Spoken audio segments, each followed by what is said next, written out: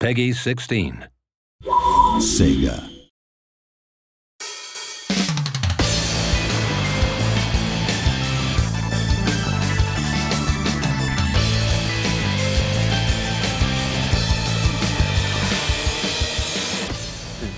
I joined Sega in 1993, so I'm going on my 19th year. Sega and Namco were the two giants back then. I applied to both, but just happened to interview with Sega first. I joined Sega a year before Osaki in 1992, so I'm in my 20th year.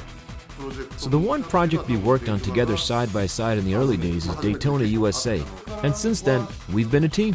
We constantly ask ourselves the question, in combat, what feels good? How does it feel? And I think the response has changed over time. To put it simply, we want the player to feel the character's pain. For example, when you do a roundhouse kick, your opponent goes in air. That body is pretty messed up with its face looking one way and the body facing the other direction. In real life, that would never happen. We were convinced that those motions would enhance the overall experience and increase the level of satisfaction when playing. That was and still is important to us. At the time when developing VF1, the number of polygons we were able to use was very limited.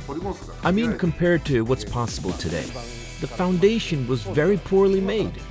But our challenge was to create a realistic, human-like character and use the most amount of polygons ever used in a game at the time. Before Akira existed, I was working on a character called Seba. I liked him. He had a very unique look.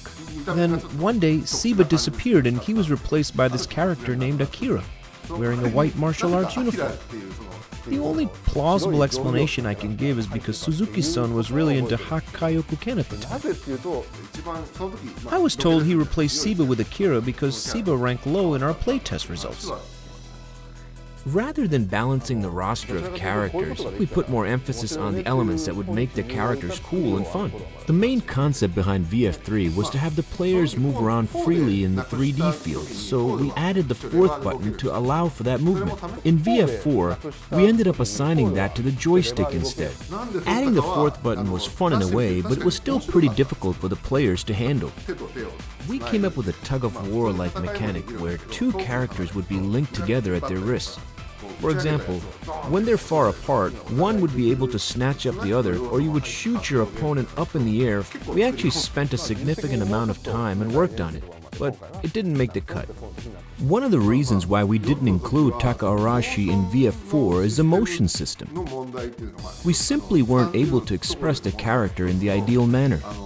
Another reason is we were pushing overall for a fast-paced, speedy game for VF4, and his character, due to his size and movement, felt somewhat out of place. We added him back in VF5R, and by that time, the technology we had supported the motion we wanted to express. So kind of like what I have here, my chubby belly and whatnot, we were able to create better movement for this large-size sumo wrestler. But the animation used for Taka Arashi's shadow when thrown is different from the other characters. Obviously, because he's a heavy-set character, we wanted to make sure that was expressed, and we created his own animation set for him. That itself was pretty challenging. When working on VF4, we just didn't have the workflow in place to create it. But by the time we got working on VF5, we had the right technology, and giving special care and treatment just for Taka Arashi wasn't an issue. In VF4, we were capable of showing hard bodies, but not so much soft bodies. By VF5, we made a significant amount of progress, which allowed us to freely create soft bodies. Right, like the CG we're used to seeing today.